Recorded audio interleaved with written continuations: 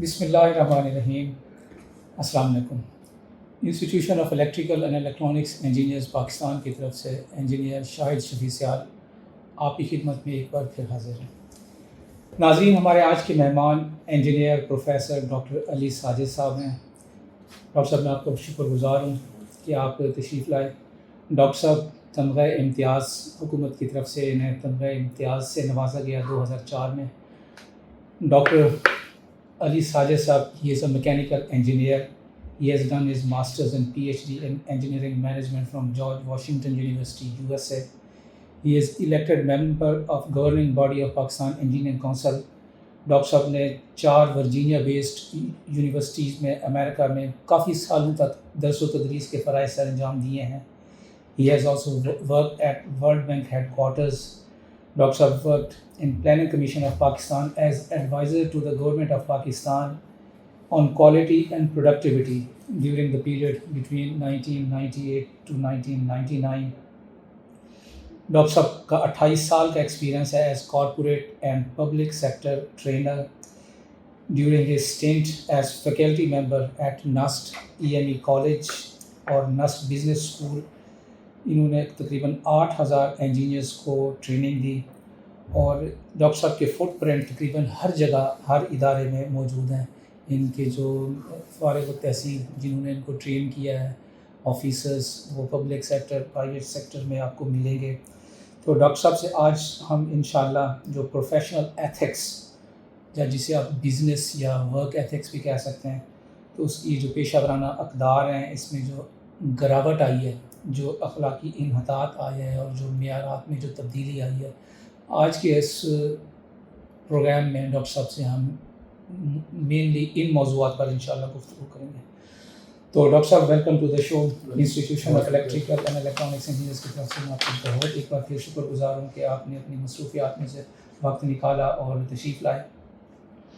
تو ڈاکٹر صاحب، میرا آپ سے سب سے پہلا سوال یہ ہے کہ پروفیشنل ایتھکس یہ انجینئرز کے لیے کتنی ضروری ہے؟ میرے خیال میں پاکستان میں پروفیشنل ایتھکس 2 ڈپارٹمنٹس میں بہت ضروری ہے. ایک law and order and justice اور دوسرا انجینئرس اور تیسرا ظاہر ڈاکٹرس. ڈاکٹرس جب ایتھکس وائلیٹ کرتے ہیں تو انسانوں کا قتل عام شروع ہو جاتا ہے، اور جب لا اینڈ آرڈر ہو، انصاف کا قتل عام ہوتا ہے. تو حضرت علی کا قول ہے کہ حکومتیں کفر اور شرک سے چل سکتی ہیں، ظلم سے، ناانصافی سے نہیں چل سکتی. ناانصافی کا انیتھیکل کام ہے.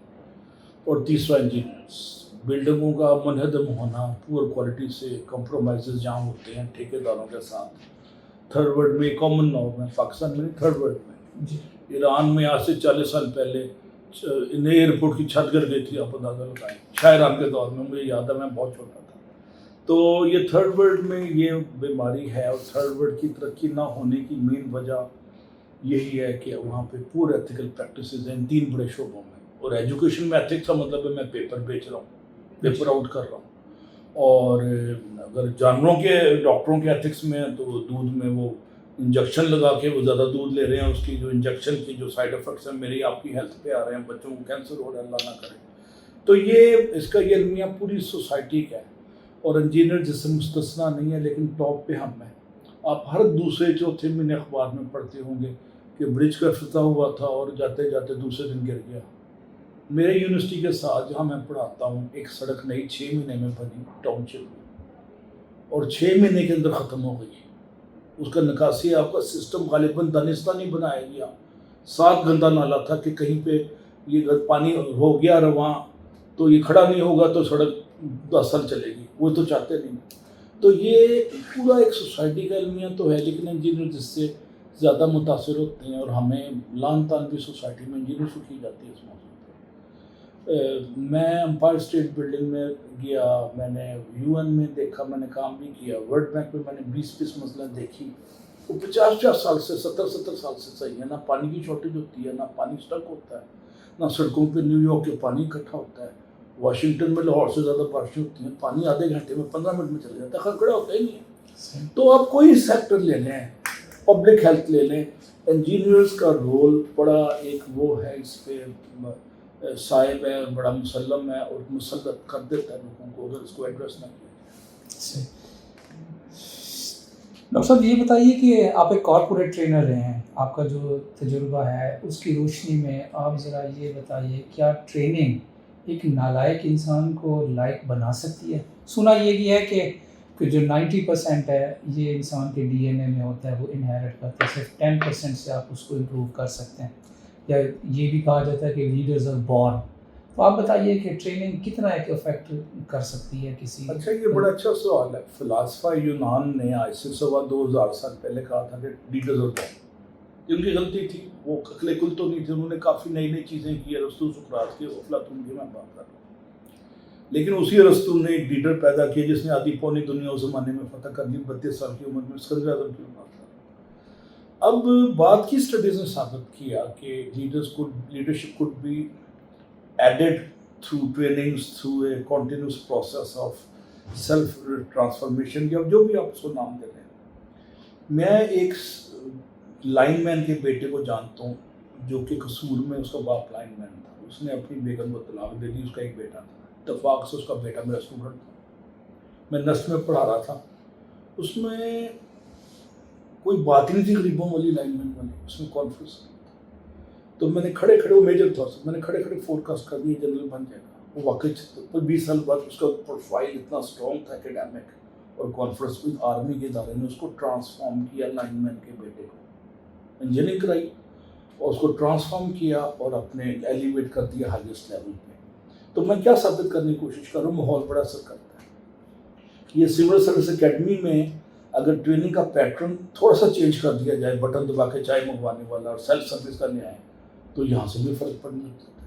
ہم تو سول سروس کی اکیڈمی میں نے ایک دفعہ مینجمنٹ آف چینج پڑھا دیا غلطی سے ادھر نیپا میں. اور اتفاق سے ڈی سی لاہور تھی بیٹھی ہوئی، 10-12 ڈی سی جو خواتین بھی تھے مرد بھی تھے، ایس پی. میں نے کہا مسعود خضر پوش نے as A D C change لے آیا تھا. اس نے دروازے کھول دیے، ادھر ملتا تھا لوگوں سے اور مسئلے حل کرتا تھا. میٹنگز میں حرکت نہیں ہوتا تھا. وہ درخت کے نیچے بیٹھ کے کھلی کچہریاں لگاتا تھا. میں نے پوچھا آپ کو تیار ہیں اس کے لیے؟ کسی نے ہم نہیں بھری، کیونکہ اس میں کمفرٹ زون سے نکلنا پڑتا ہے، چیلنج زون میں جانا پڑتا ہے، پگ چھوڑنے پڑتے ہیں، گرمی دھوپ میں ذلیل ہونا پڑتا ہے. تو وہ کیا ہو. میں بتاؤں جی عجیب سی انکشاف کروں. میں لاہور میں 50 سال سے رہ رہا ہوں. میں نے لاہور کا روج دیکھا ہے پبلک ایڈمنسٹریشن کا، ڈی سی اور صفائی اور ستھرائی کا 70s تک. مارچ کی صبح پانی چھڑکتے تھے، سڑکیں صاف کرتے تھے. تو 80s کے ارلی 80s کے بعد جو آئی سی ایس چلے گئے نا، جو ایتھیکل آئی سی ایس تھے انڈین سول سرونٹس کے، جو گورے نے ٹرین کیے تھے جی، اور الٹیمیٹلی 90s میں برگر بیبی آ گئے اور اب ٹک ٹاک بیبیز آ گئے ہیں جو اے سی ڈی سی بن گئے ہیں. ان کو بڑی بڑی پراڈو دے دی گئی، ان کو بڑے بڑے پرکس دے دی گئی. آگے 2 ڈالے جا رہے ہوتے ہیں، 2 پیچھے ہوتے ہیں. تو 17ویں گریڈ کا ایم اے انگلش کر کے یا بی اے کر کے جو جاتے ہیں ایسی لگتا ہے، اس سے دماغ تو خراب ہونا ہی ہے. میرے ایک عزیز تھے 70s میں، وہ لاہور میں کمشنر ریٹائرڈ ہوئے. ان کے پاس پرانی سی جیپ تھی سیکنڈ روڈ کی، جب بارش ہوتی تھی اس پر ترپال ڈال لیتے تھے. کمشنر لاہور کی بات کرو 70s میں. اب نہ کسی ڈر مان نہیں آپ کا. تو ان کے دماغ ہم نے خراب کیے، اتنے پکس دے دیے ان کو کہ انہوں نے کہا ٹھیک ہے بھائی ایتھکس پہ اگر ہم کمپرومائز نہیں کریں گے یہ ختم ہو جائیں گے. تو آپ نے ان کو اتنے زیادہ ان کو بساط سے بڑھ کے دے دیا. میرا آپ کا سوال یہی ہے کہ پرکس اینڈ پریولیجز کی جو آپ نے بات کی ہے، تو یہ جو سینس آف پبلک سروس ہے یہ تو almost it is naan existent. ایک آپ دیکھ لیں کہ جو صورتحال ہے کافی خراب ہے. تو اسی سے میں ذرا بتائیے کہ دیکھیے جی، پبلک سروس کا جو ہے وہ ہم کیسے دوبارہ انکلکیٹ کر سکتے ہیں ان کے ذہن میں. ابھی پاکستان جیسے ملکوں میں ایک ڈبیٹ ہے جو ایک ہیلدی ڈبیٹ ہے، میں اس کو برا نہیں کرتا کہ پاکستان جیسے ملکوں کے ماڈل کیا کامیاب کم ہوئے یا ناکام ہو گئے. یہ ڈبیٹ ہو رہی ہے، الزام نہیں ہے کسی کا. اس کے پیچھے یہ پالیسی میکرز کو دماغ خراب کرنا اسٹیٹ کی طرف سے یا جس کی طرف سے بھی تھا. ان کو جب دماغ خراب ہوئے تو انہوں نے کہا ہم تو مالک کے کل ہیں، نہ ان کا احتساب ہو سکتا ہے اور نہ ان کو کوئی پوچھ سکتا ہے، نہ ان کی اکاؤنٹیبلٹی ہے، نہ ان کے کی پرفارمنس انڈیکیٹرز ہے، نہ ان کی پرفارمنس اسیسمنٹ کا باقاعدہ میکینزم ہوتا ہے جیسا ماشاء اللہ آرمی میں. جی، ایک ملٹری پولیس کی ایک رپورٹ میجر کی آ جائے نا کہ سرکاری جیت مس یوز کر رہا ہے تو وہ لیفٹنٹ کرنل نہیں بنتا ایتھکس کی بیس پہ. اتنا اچھا سسٹم انگریز بنا دیا ہوا ہے جو ماشاء اللہ ڈیفینس سروسز میں، ایئر فورس، آرمی، نیوی میں چل رہا ہے. اب کیا ایسا سسٹم انجینئرس کے لیے ہو سکتا ہے؟ انجینئرس کو آپ کے میرے دور میں ٹوٹی ہوئی جیپیں ملتی تھی تھکی ہوئی اریگیشن کی جیپ. آج ان کے پاس بھی ڈالے ہیں بڑے بڑے جو 4 سے 6 گنا پیٹرول کھاتے ہیں, جس میں بیٹھ کے بندہ دل چاہتا ہے کہ وہ کچل دے کسی کو, اور ہر ایک کو حقیر سمجھنے لگ جاتے ہیں. جذبہ ہے تکبر آ جاتا ہے انسان میں اس ڈالے میں بیٹھتے. ہم نے انجینئرس کا بھی دماغ خراب کر دیا. میں انجینئرنگ اکیڈمی میں پڑھاتا ہوں, وہ جو اسٹوڈنٹ 17ویں 18ویں 19ویں گریڈ کے ہوتے ہیں, وہ ان کے پاس اتنی بڑی اسٹرانگ گاڑیاں ہوتی ہیں کہ وہ کسی زمانے میں کمشنر کے پاس یا گورنر کے پاس ہوتی ہے. اب ظاہر ہے وہ آپ کا مائنڈ اپسیٹ ہوتا ہے پرکس دیکھ کے. جی. تو بڑا ضروری ہے کہ انگریز کے زمانے میں انہوں نے کہا تھا کہ بھوکا مرغا لڑتا ہے, تو سرکاری ملازموں کی تنخواہیں بھی کم تھی, فورن آفس والے بھی روتے تھے, ڈیفینس سروس والے بھی روتے تنخواہ کم ہے. میں نے 17ویں گریڈ میں فیڈرل گورنمنٹ جاب بھی جوائن کی تھی, 1800 تنخواہ تھی 40 سال پہلے. صحیح. اور میں لاہور ایئر کنڈیشن گاڑی میں نہیں آ سکتا تھا کیونکہ میری تنخواہ ختم رہتی تھی. میں اس پہ آتا تھا نان ایئر کنڈیشن میں. I can not afford. میں نے وہ رکھ رکھاؤ بھی رکھنا تھا فری کا. تو یہ بڑا ضرورت ہے کہ آپ ایتھکس کو as a part of training یونیورسٹیوں میں لازمی کرتے ہیں, ٹیچر رول ماڈل بنے. ابھی ایک جرمن کمپنی ہے GIZ ڈیولپمنٹ ایجنسی ہے, انہوں نے مجھے انگیج کیا کہ لوکل گورنمنٹ کے 2 بندوں کو 2 دن کے لیے ٹرین کرو. میں نے ان کے لیے ماڈیول بنایا, پوری رپورٹیں لکھی. آپ یقین کریں میجورٹی کو پہلی دفعہ پتہ چلا تھا کہ ہم غلط کام کر رہے ہیں. میں ایک چھوٹی سی مثال دوں. تھانے میں جو بچے ریز ہوتے ہیں نا تھانے دار کے, وہ دیکھ رہے تھے کہ باپ صبح شام چھتر مار رہا ہے, الٹا لٹکایا ہوا ملزموں کو, اور پیسے لے رہا ہے. وہ سمجھتا ہے چھتر مارنا پیسے لینا غیر اخلاقی کام نہیں, اس کی تربیت ہی ایسے ہوتی ہے. اور ایک پروفیسر کا بیٹا جو سفید پوش ہے, وہ دیکھتا باپ سائیکل پہ جا رہا ہے, موٹر سائیکل پہ جا رہا ہے, تنخواہ کم ہے, تو وہ اس میں ایتھکس ویلیو سسٹم چلتا ہے. ایتھکس اور ویلیو سسٹم ساتھ ساتھ چلتے ہیں. پر صاحب یہ بتائیے کہ جو پروموشن کے لیے جو کرائٹیریا ہے وہ سینیارٹی ہونا چاہیے یا کمپیٹنس ہونا چاہیے؟ کیونکہ کچھ لوگوں کا یہ پاکستان میں جو جہاں بھی ڈسکریشن کا استعمال ہوتا ہے تو یہ مس یوز ہوتی ہے, تو اس لیے کہا جاتا ہے کہ نہیں آپ سینیارٹی دیکھیں. لیکن اگر دیکھا جائے تو پھر کمپیٹنس کو اگر اگنور کر دیا جائے, صرف سینیارٹی کو دیکھا جائے, تو اس سے اہل لوگ اوپر نہیں آتے. تو آپ یہ بتائیے کہ کمپیٹنس معیار ہونا چاہیے یا سینیارٹی؟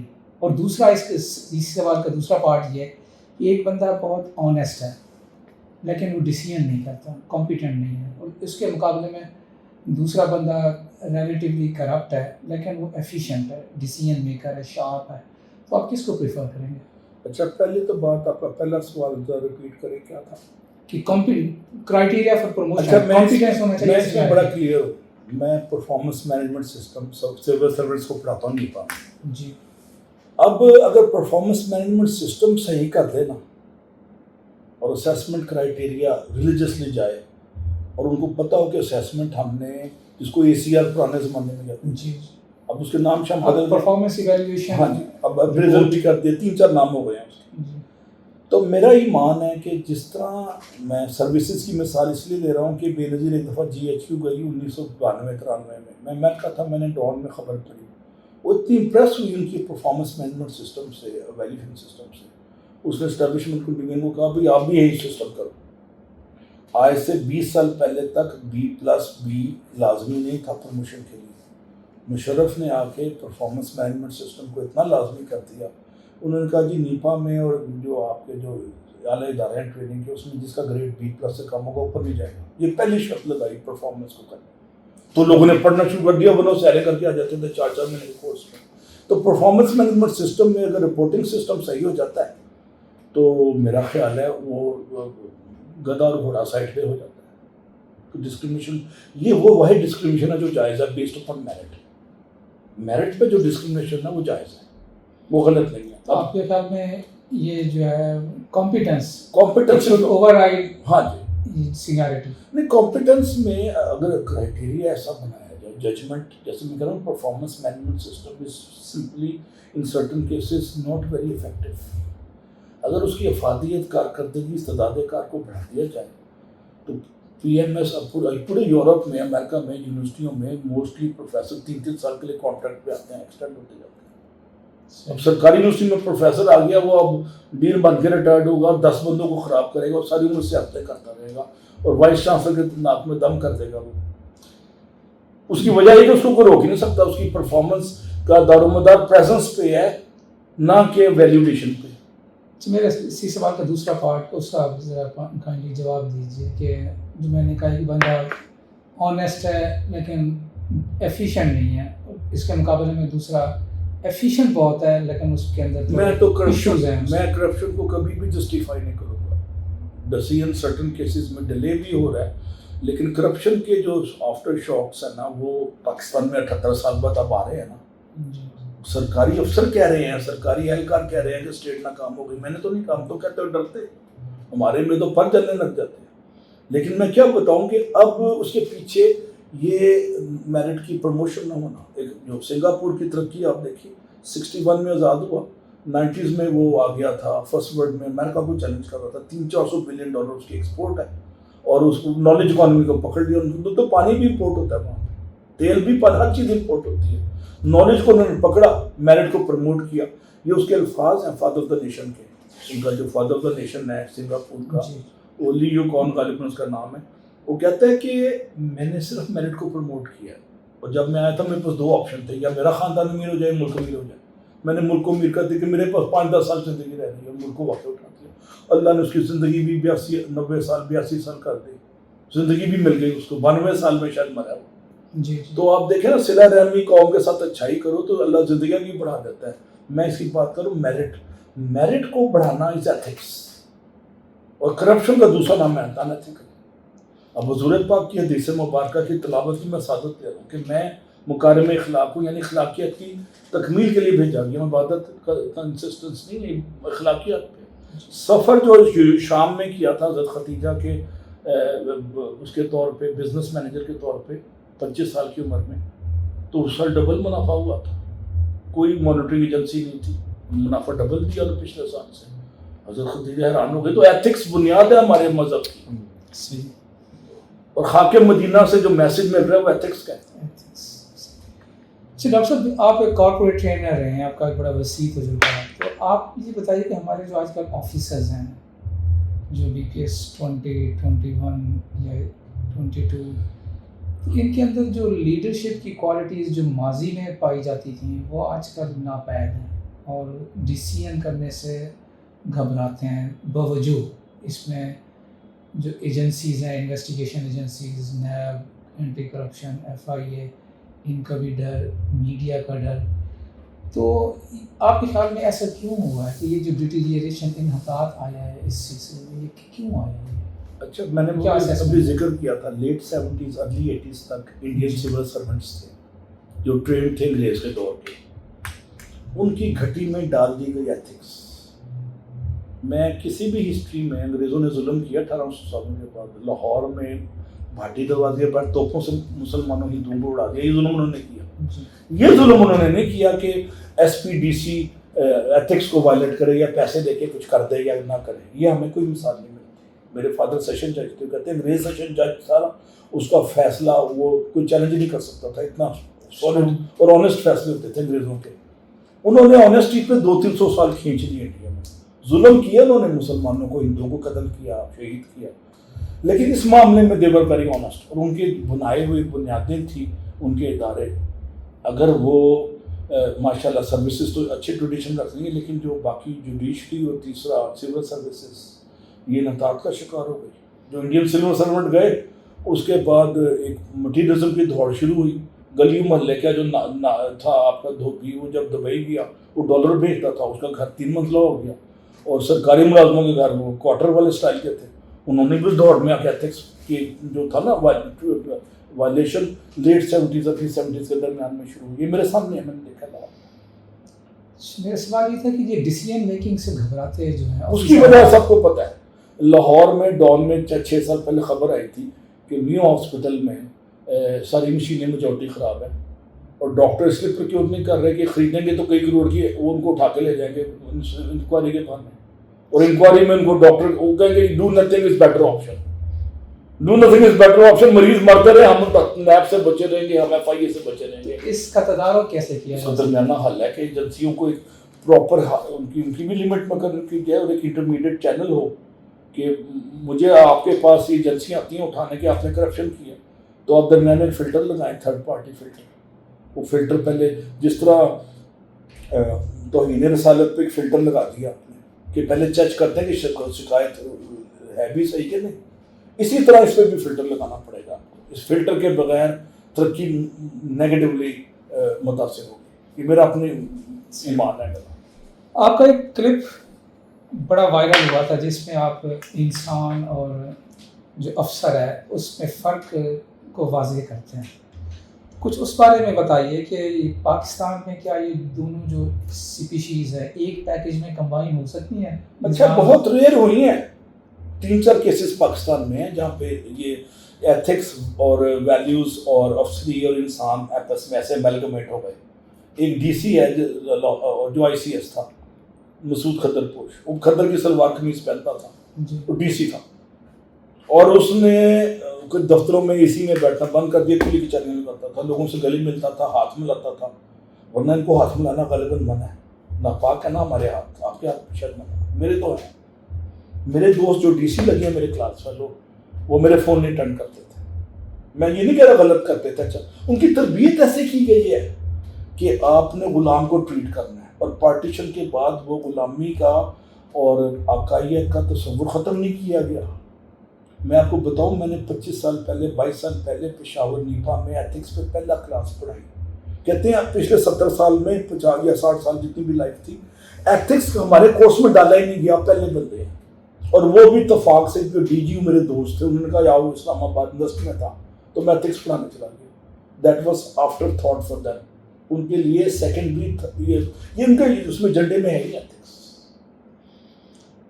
حالانکہ ہمارا مذہب کی بنیاد ہی ایتھکس پہ. حضور پاک کا جو پہلا خطاب تھا کہ میں اگر کہوں کہ یہ پہاڑ پہ کھڑا ہو کے سب نے کہا ہمیں پتہ ہے آپ شادی کرو نہیں.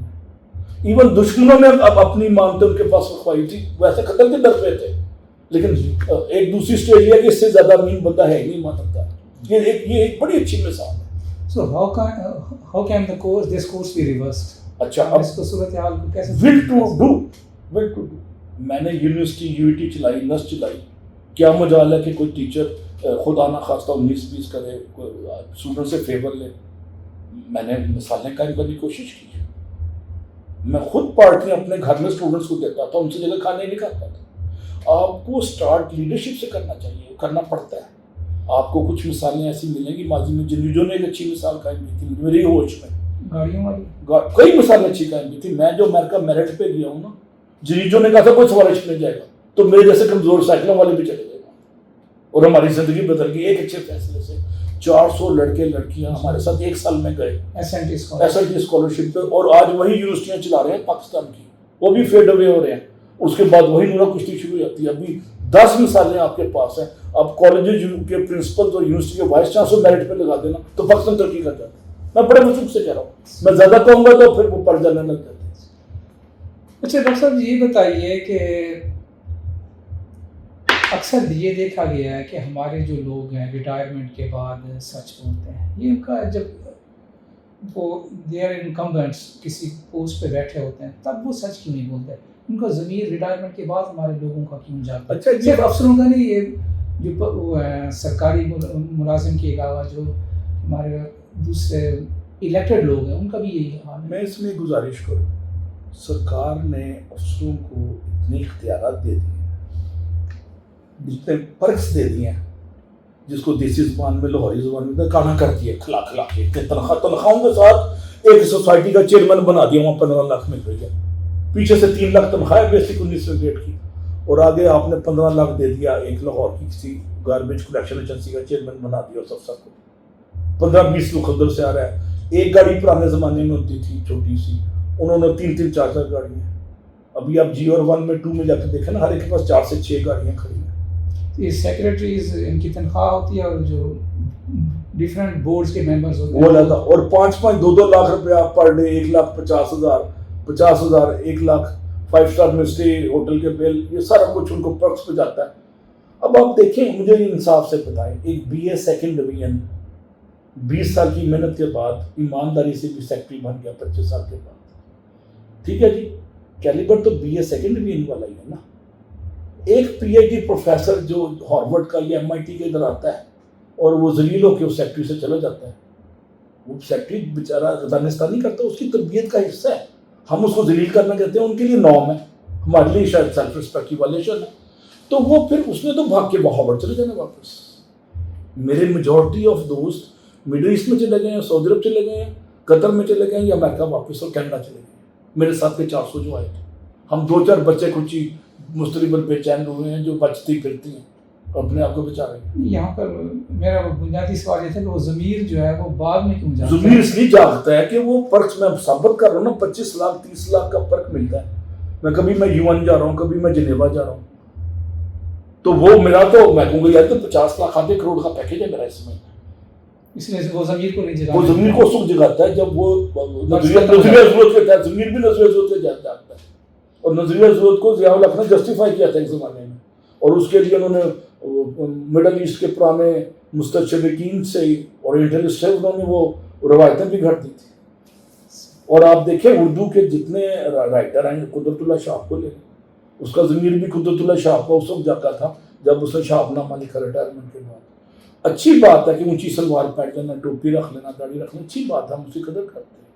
لیکن اختیارات سے ایک عام انسان کو فائدہ دینا بھی اتنی نہیں، اسے زیادہ 10 گنا نیکی ہے، اسے 10 گنا نیکی ہے. آپ نے وہ پڑھا ہوگا کسی عالم دین کا فتویٰ کہ جو نماز پڑھنے گیا تھا، انہوں نے کہا کیا ہے؟ انہوں نے کہا کہ اس کسی کو کھانا کھلا دینا بھوکے کو پیٹ بھر کے کئی مسجدیں بنانے سے زیادہ اچھا ہے. میرا خیال ہے، مجھے بتایا گیا اچھی بات ہے کہ مسجد بنانے سے ساری عمر جنت والا ثواب ملتا رہے گا، لیکن انصاف سے بھی ثواب ملتا ہے. اپنے بچوں کو، بیٹوں کو دے کے سائڈ پہ کر کے میرٹ پہ لانا چاہیے، بھی ثواب ملتا ہے.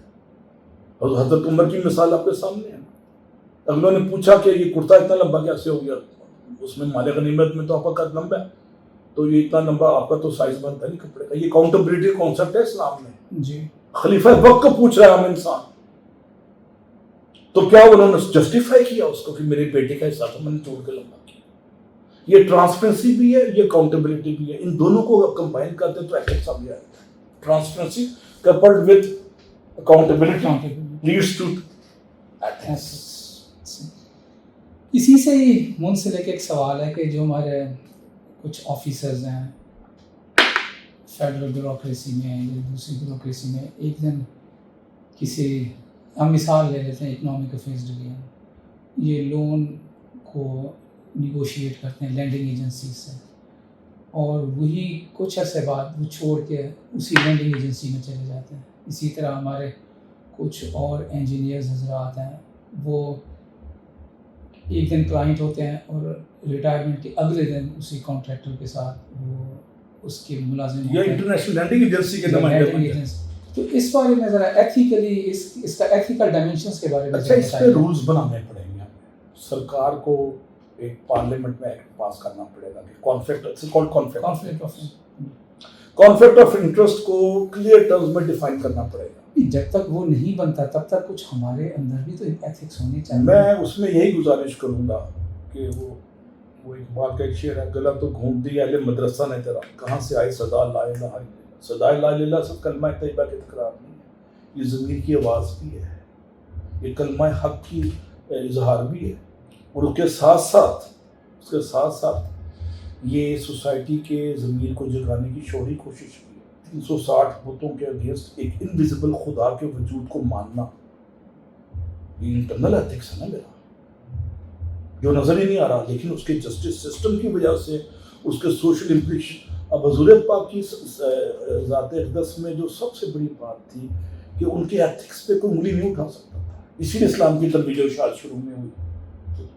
خدا تو دیکھا نہیں تھا، ان کے ویلیو سسٹم، ان کے ایتھکس اور ان کا اخلاقیات کی انتہا، مکارم اخلاق ہونا.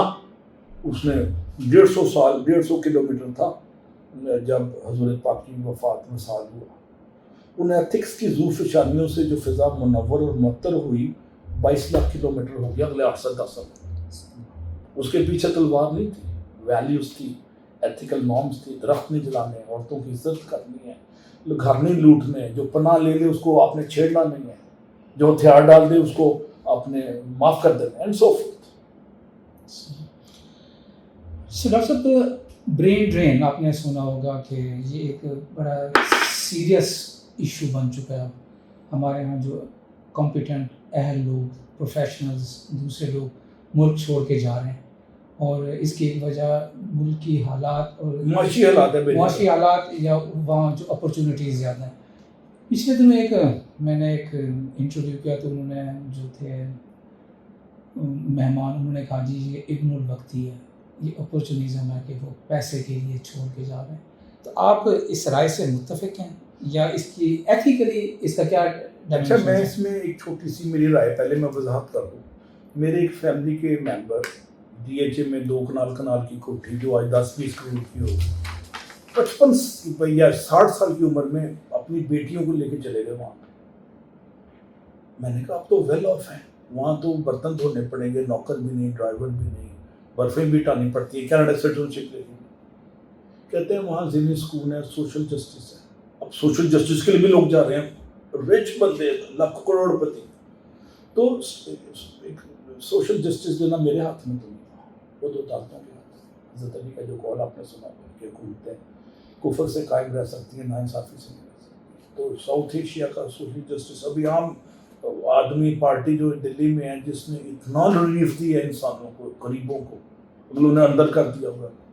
تو سوشل جسٹس مدینہ کی جو اسٹرینتھ ہے نا, حضور پاک کے پاس صلی اللہ علیہ وسلم کے پاس جب کوئی تشریف لاتا تھا مسجد نبوی میں, کسی کو پتہ نہیں چلتا تھا کہ لیڈر کون ہے. عام انسانوں کے درمیان میں بیٹھے ہوتے تھے, خواص نہیں تھے. تو یہ ڈسکرمنیشن جو ہے نا انسانوں کی, جو انگریز ہمیں دیکھ گئے, اس کو جب تک آپ ری ایڈریس نہ کریں گے اکراس دا بورڈ یونیورسٹیوں میں, وائس چانسلر کو مل نہیں سکتا. صاحب بات ہے. میں اپنی یونٹی کی بات کرتا ہوں, میں 6 سال وہاں رہا ہوں. جب میں اسٹوڈنٹ تھا, چیئرمین کے کمرے میں جانا جرم تھا, مل ہی نہیں سکتے تھے, پتھر کے بن جاتے تھے, وہ بھی پتھر کے قدم تھے. جب میں یوٹی میں پروفیسر بنا تو میں نے کہا دروازے کھول دو, anybody Tom Dick and Harry can join me. میں نے کہا I'm not a professor, I'm not a director, I'm not a doctor, I'm only Sajid, I'm service provider. Tell me how can I assist you. اب یہ culture میں نے waste میں دیکھا 8-9 سال رہا. وہاں پروفیسر ایک عام انسان ہے, وہاں وائس چانسلر عام انسان ہے, خواص نہیں ہے. یہ خواص اور عام کی تخصیص, تفریق اور تفاوت اور تقسیم جو ہے سوسائٹی کو ختم کر کے رکھ دیتی ہے, جنہوں نے ویسٹ میں ختم کر دی. میں نے وائٹ ہاؤس میں خود دیکھا ہے, وہاں وائٹ ہاؤس کے سامنے 8 سال رہا ہوں, کبھی پروٹوکول نہیں لگا, کبھی سڑک بند نہیں ہوئی. اور جب بوسنیا میں مسلمانوں کو شہید کر رہے تھے, ہم نے وائٹ ہاؤس کے آگے پوری رات بیٹھ کے شمع لے کے بیٹھے رہتے تھے, کوئی ہمیں تنگ نہیں کرتا تھا. ہم پروٹیسٹ کر رہے تھے پورے. صدر امریکہ سے 200 گز دور انہوں نے ہمیں فریڈم دی کہ آپ پروٹیسٹ کریں, یہ آپ کا جمہوری رائٹ ہے. اور بوسنیا پہ ہم پاکستانیوں کے اللہ کے فضل سے پروٹیسٹ کی وجہ سے وائٹ ہاؤس پریشر میں آیا, ہم نے جلوس بھی نکالے پرامن, اور بوسنیا پہ انہوں نے بمباری کی, سربیوں سے بچایا ان کو. یہ مجھے یاد ہے 95-94 کی بات ہے. تو to some extent international politics میں بھی ایتھکس ٹو سم ایکسٹینٹ ہے, اور جنگلوں کے بھی ایتھکس ہوتے ہیں. اس پہ نظم ہے, پتہ نہیں آپ نے پڑھی ہوئی ہے کہ جنگل کے بھی ایتھکس, مجھے پورا یاد نہیں آ رہا, مجھے مفہوم یاد آ رہا ہے. جی انڈیا کے ہاں, تو وہ آپ جب تک ایتھیکل نارمس کو ترویج اور ارشاد امبیڈ نہیں کی جائے گی سوسائٹی میں. مجھے تھوڑا سا اختیار ملا 21ویں گریڈ میں 20ویں گریڈ میں نے کیا کیا, میری وائف اس کینیڈا گریجویٹ انگلش پڑھاتی تھی, میں نے اس کو اپنے یو ٹی میں جاب نہیں دی, اللہ کا شکر. میرا بھائی نسٹ کا نہیں امریکہ کا کمپیوٹر انجینئر تھا, وہ لم سے فارغ ہو گیا تھا, مجھے جاب دے. میں نے کہا میں بلڈ ریلیٹیو کرنے دوں گا. یہ نیپوٹزم, فیوریٹزم اور کورونیزم کہ میں تمہارا روم میٹ تھا یو ٹی میں یا نسٹ میں, لہٰذا مجھے جاب دے دو, ٹھیکہ دے دو. اللہ کا شکر ہے میں کلین چٹ لے کے یو ٹی سے نکلا, نسٹ سے کلین چٹ لے کے نکلا, اور اپنی مرضی سے نکلا, اور اپنی شرائط پہ نکلا عزت کے ساتھ. ورنہ آپ, اور اس کی وجہ کیا ہے کہ ہم نے کمپرومائز کبھی نہیں کیا. جب آپ کمپرومائز کرتے ہیں ایک چھوٹی سی چیز پہ, ایک دفعہ مذاق میں میرے اسٹاف نے کہا یہ آپ نے ایک ٹرالی ڈلوائی ہے لکڑی مٹی کی, اس کو 0 ڈال دیں 10 ہو جائیں گی, تو 9 ٹرالیوں کے پیسے ہم دفتر میں بانٹ لیں گے, وہ فلانا مل جانا ہے, اس نے جانا ہے, اس کا اسکالرشپ. اس طرح بات انہوں نے مجھے ٹیمپٹیشن کی ضرورت کہہ دی. میں نے کہا 1 ہو 100 ہو 10 ہو, وہ برابر ہی گناہ برابر ہے. اور اللہ کا شکر ہے میں پرسکون طریقے سے وہاں سے نکلا عزت کے ساتھ, ہر جگہ سے اللہ کا کرم ہے. اور مجھے سرکار نے تھوڑا بہت اکنالج بھی کیا. پریزیڈنٹ مشرف صاحب نے تمغہ امتیاز دیا مجھے پتہ نہیں تھا, گھر میں خط آیا ان کا, اور اخبار میں خبر آئی, میں نے تو اپلائی نہیں کیا اس کو. پاکستان جیسے ملکوں میں آج بھی کریم اوپر آ جاتی ہے ملائی پہ, لیکن سلیکٹڈ آتی ہے. اگر وسیع تر آئے نا تو ملک ترقی کر جائے گا. پاکستان کی نارم نہیں ہے, ایکسپشن ہے. نارم نہیں ہے, لیکن میں بتا رہا ہوں کہ میں یہ بتانا چاہ رہا ہوں کہ پاکستان میں ترقی مشکل نہیں ہے. میں ابھی گیا ہوں ویتنام, مجھے گورنمنٹ آف جاپان میں 4 دن کے وزٹ پہ. آپ یقین کریں ویتنام سن 75 میں آزاد ہوا ہے، 3 سپر پاور سے جنگ لڑی ہے، امریکہ نے trillions of billions of ton بارود پھینکا ان پہ، ان کی نسلیں ختم ہو گئی ہیں، وہ آج ہمارے سے 400 گنا 300 گنا ترقی کر چکے ہیں۔ 300 میں نے کوئی فقیر دیکھا نہیں، بڑی بڑی بلڈنگز ہنوئی میں، نیو یارک سٹائل کی بلڈنگز، اور فرینچ انہوں نے کلچر بھی پرزرو کیا ہوا ہے، اور شام کو وہ لائف انجوائے کرتے ہیں، باہر سڑکوں پہ کیفے بنے ہوئے ہیں، کھانے کھا رہے ہیں، پیچھے انہوں نے کہا کہ ہم کمپرومائز نہیں کریں گے۔ انجینئرز نے بلڈنگ اچھی بنائی ہیں، پروفیسر زور لگا رہے ہیں، ان کی کوئی بھی یونیورسٹی کی رینکنگ کہیں بھی دنیا میں 100 میں 1000 میں نمبر میں، رینکنگ سے کیا ہوتا ہے اگر ڈلیوری نہیں ہوتا۔ دیکھیں جی پنجاب یونیورسٹی کی مثال لے لیں، یو ٹی کی مثال لے لیں، کتنے ہم نے پیٹنٹ نکالے ہیں، کتنے نوبل پرائز ونر نکلے ہیں ہمارے پاس، پتہ نہیں ہمیں۔ اب کی پرفارمنس انڈیکیٹر اگر بن جائے نا، وہ حضرت عمر کے رضی اللہ تعالیٰ کو جو میں نے مثال دیا وہ KPIs تھے کہ ٹرانسپیرنسی کپلڈ وتھ اکاؤنٹیبلٹی۔ خلیفہ کی بھی حضرت علی ایک دفعہ تشریف لے گئے، قاضی کھڑا ہو گیا، انہوں نے کہا میں ملزم کے طور پہ ہوں، تم کھڑے نہیں ہونا، تم نے احترام نہیں۔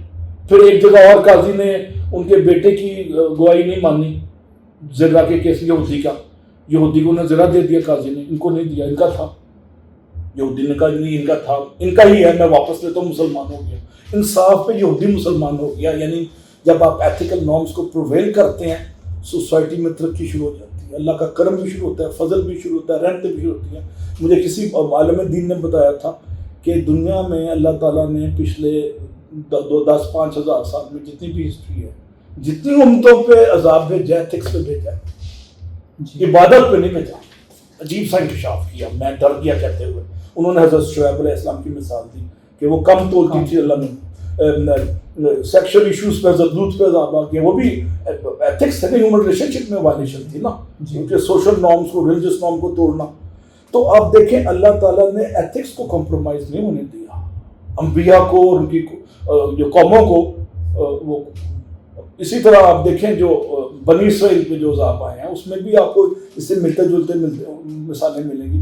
میں کوئی عالم دین تو نہیں، لیکن میرا محدود جو علم ہے اس میں یہی بات نظر آتی ہے کہ قدرت کو ایتھکس کتنا عزیز ہے، اور حضور پاک کو محمد بن عبداللہ سے زیادہ لوگ علیہ وسلم سے زیادہ وہ صادق اور امین کے حوالے سے جانتے تھے، کمال خانی ہے۔ اور جس دن ہجرت فرما رہے ہیں غار میں جانے سے پہلے حضرت علی کو چھوڑا بھی، یہ مانتے واپس کر کے آؤ ان لوگوں کی جو قتل کے در پہ ہیں، ان کی مانتے واپس کرو۔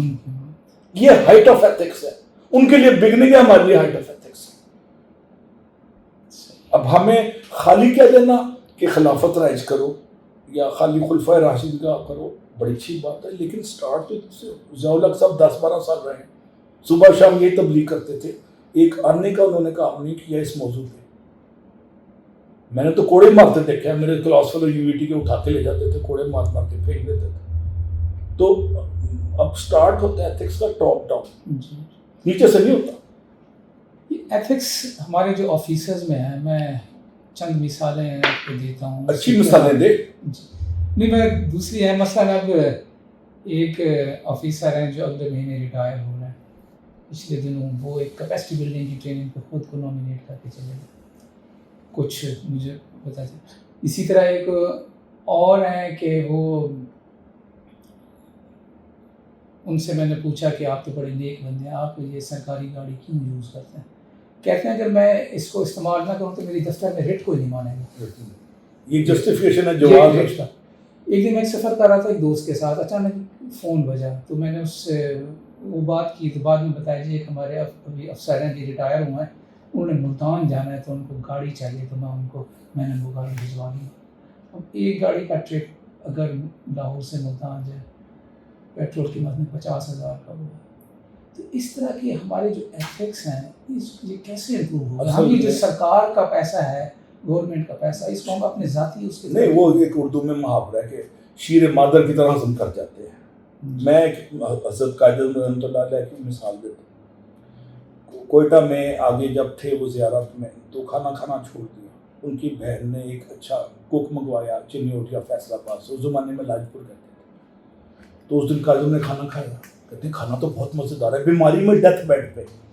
انہوں نے کہا جی وہ فیصل آباد سے یعنی اس زمانے کے لائج پور سے ہم نے ایک باورچی مانگی۔ آپ نے کہا کہ مجھے سرکاری طور پہ ایک باورچی آتھرائز ہے، اس کی تنخواہ میں دوں گا۔ بیماری میں انہوں نے چیک بک نکالی, اس کو اس کی تنخواہیں لکھی. یہ ہے ہمارے ایتھکس کا, فادر آف دا نیشن کے ایتھکس. پہلی میٹنگ میں انہوں نے کہا چائے, انہوں نے کہا گھر سے پی کے آئے, ہم غریب ملک ہیں. اب ایک طرف یہ ہمارا پہلا چیف جسٹس جسٹس عبدالرشید, وہ جاتے ہوئے پین کی سیاہی تک واپس کر کے گئے کہ میں نے سرکاری چیز نہیں دی. عمر بن عبدالعزیز کا تو ہم واقعہ سنتے ہیں نا, اورنگزیب کا بھی سنتے ہیں. اب اورنگزیب بظاہر دیے وہ قرآن بھی لے کے کما رہا ہے اور بھائی کو آنکھیں نکلوا رہا ہے, باپ کو جیل میں ڈالا ہوا ہے. مطلب یہ بھی تو کانٹراڈکشن ہے. ہم نے مذہب کو علیحدہ کر دیا ایتھکس کے ساتھ, معاملات کے ساتھ. باپ کی خدمت کے بجائے اس کو جیل میں ڈالا ہوا ہے اور دوسری تو قرآن کی. یہ کانٹراڈکشن جو ہے یہ نئی نسل کو تنگ کرتا ہے. اس پہ اقبال نے شعر بھی کہا ہے کہ جدا ہو دین سیاست سے تو رہ جاتی ہے چلی. سیاست معاملات دنیا ہے. سیاست الیکشن جیتنا سیاست نہیں ہے, نیگیٹیوٹی سیاست نہیں ہے. یہاں سیاست سے مراد ہے معاملات دنیا. جب دین کو معاملات دنیا سے ہم علیحدہ کریں گے, جیسا حضرت محمد کی میں 2 دفعہ مثال دی ہے, وہ ڈانٹ بھی سکتے تھے اس کو, کہتے تھے دس از نان آف یور بزنس, میں خلیفہ ہوں. انہوں نے جسٹیفائی کیا. کیا میں آج کسی سے پوچھ سکتا ہوں کہ گاڑی یہ 10 گاڑیوں کو پروٹوکول کیوں جا رہا ہے ڈی سی صاحب کا, ایس کمشنر صاحب کا؟ میں ہر چوتھے دن یہاں بلاک ہو جاتا ہوں لاہور میں نہر کے اوپر کہ بادشاہ سلامت کی سواری آ رہی ہے, آدھا گھنٹہ سائڈ پہ کھڑی رکھو گاڑی, اگر میں نکالوں گا تو مجھے گرفتار کر لیں گے, میں پتھر کا بن جاؤں گا. یہ چیز یہ کانٹراڈکشن ہے نا تھرڈ ورڈ میں, اس لیے سیکنڈ ورڈ میں نہیں آتا. تھرڈ ورڈ فرسٹ ورڈ میں ڈائریکٹ جمپ کر سکتی ہے اگر یہ ایتھکس ہوں. لاہور کا ایکسن کالج کا پرنسپل تھا عبدالولی خان کا بھائی عبدالعلی خان, اس کا بیٹا فیل ہو گیا ایکسن کالج میں. اس نے اپنے آپ کو خود خط لکھا اور سائن کیے, نکال دیا بیٹے. یہ اچھی مثال ہے ایتھکس کی. اس لیے 2-4 مثالیں نظر آتی ہیں ہمیں. ویسٹ میں یہ نارم ہے, کوئی سوچ بھی نہیں سکتا اپنے بیٹے کو دوبارہ. تو ہمیں ایکسن کالج کا یا doctor Nazir principal Lahore government college تھے, ان کے ایتھکس بڑے اعلیٰ تھے ماشاء اللہ مرحوم کے. آج ان کی 42 برسی منا رہے ہیں, 41 سال کی. اتنا عظیم ٹیچر تھا.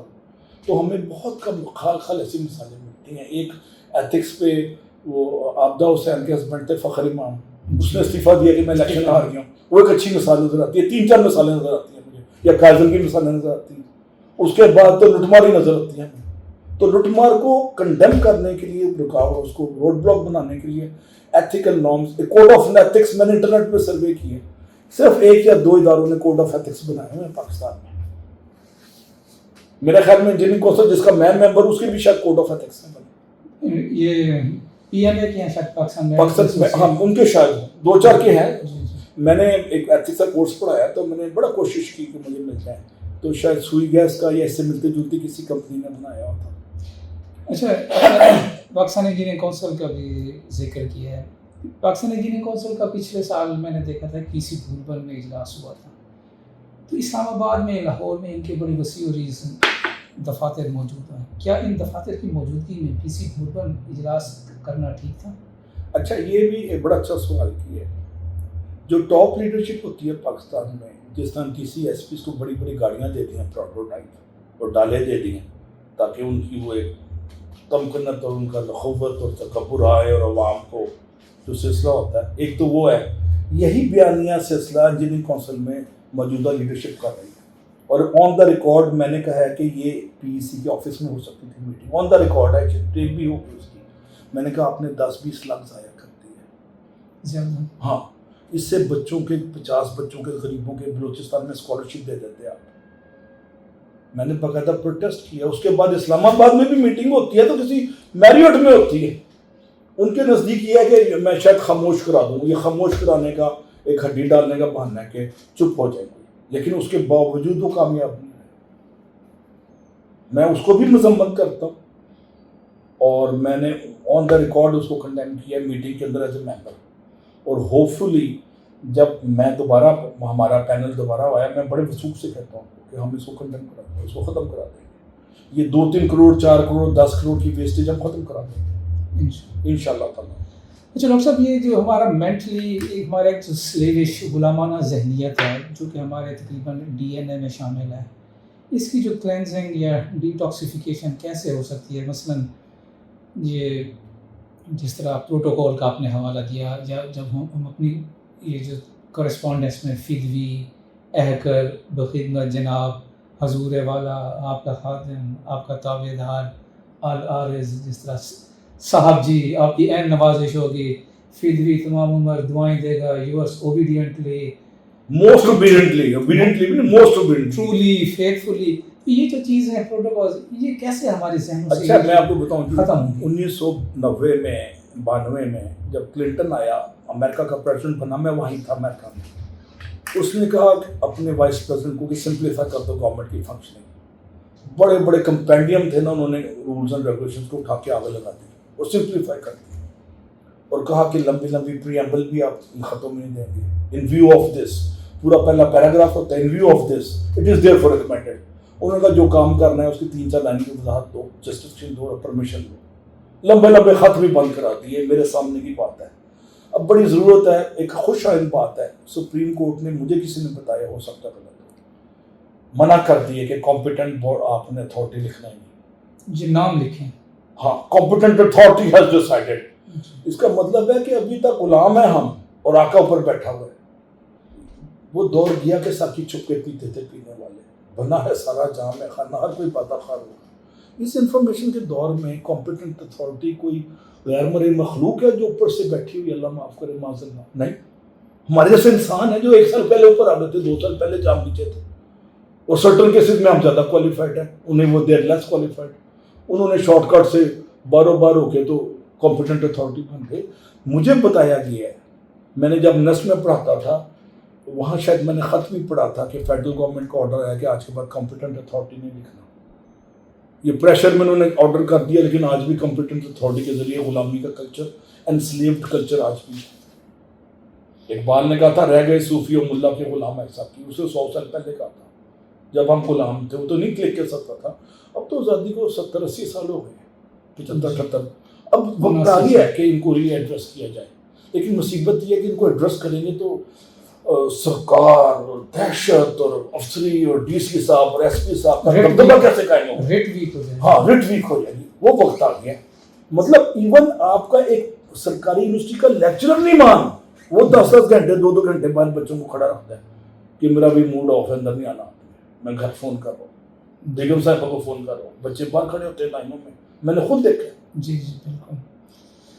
اچھا ڈاکٹر صاحب، سوشل میڈیا آج کل اس کا دور ہے اور اس کی وجہ سے جو ایک بھوک ہے، ہنگر، جو list for publicity, it has increase many food, بہت بڑھ گئی ہے. ہر بندہ آج کل کام کم کرتا ہے اور اس کی جو پبلسٹی ہے، فیس بک، پریزنٹیشن یا دکھاوا یا پروجیکشن، یہ بہت زیادہ ہے.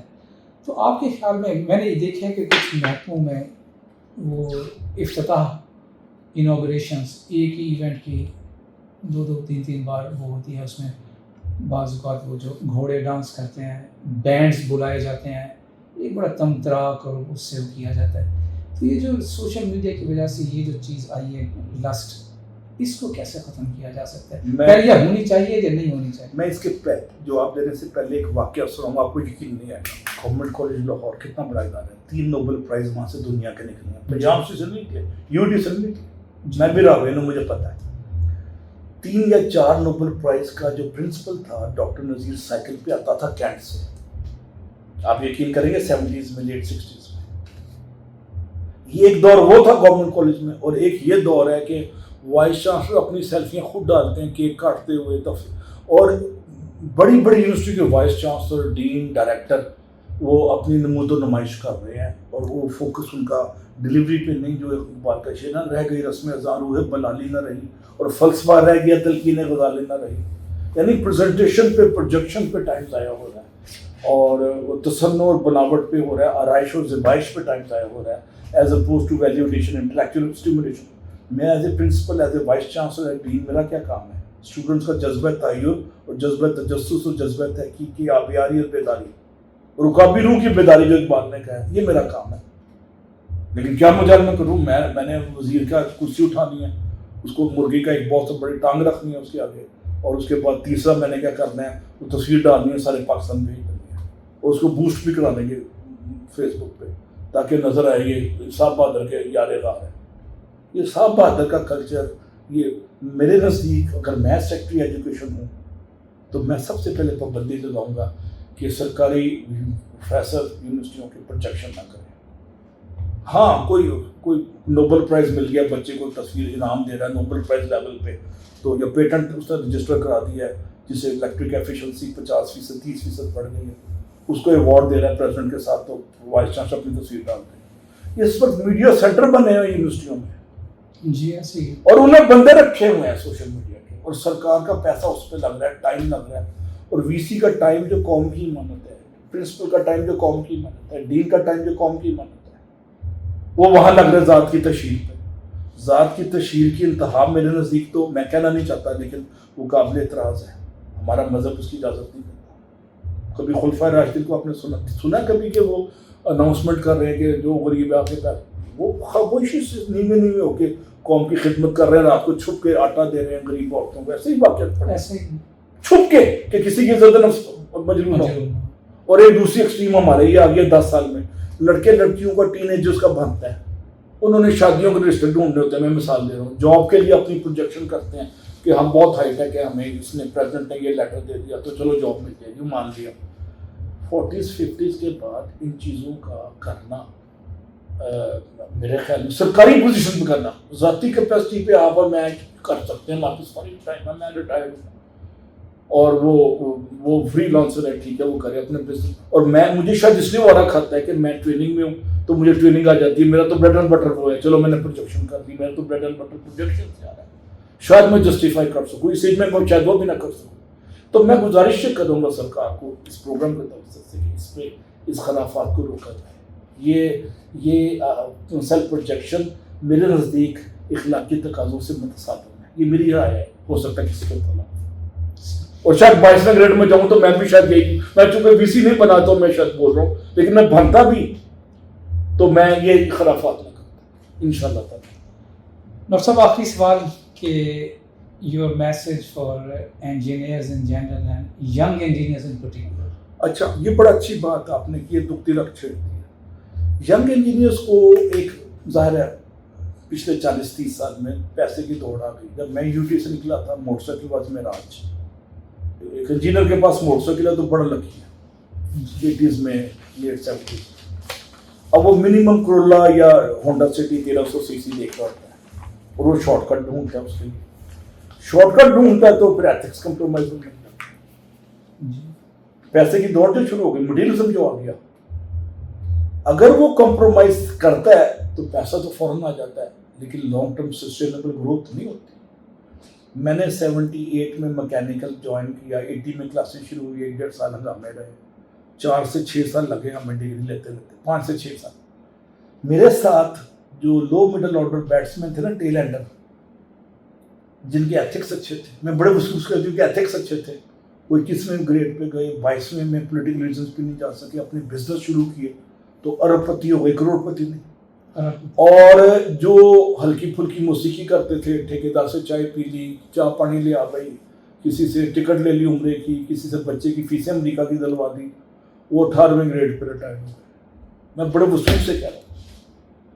تو ایتھکس کی ایبسنس میں سسٹینیبل لانگ ٹرم گروتھ ایک دیوانے کا خواب ہے, مزدور کی بڑا ہو ہی نہیں سکتی. قدرت کا اپنا نظام ہے, تلوار پھیر دیتی ہے, قدرت کا نظام میں تلوار پھیر دیتی ہے. وہ نہیں دیکھتی کہ کتنا نمازی پرہیز کر رہا ہے, کہتا ہے کتنے عمرے کی ہیں.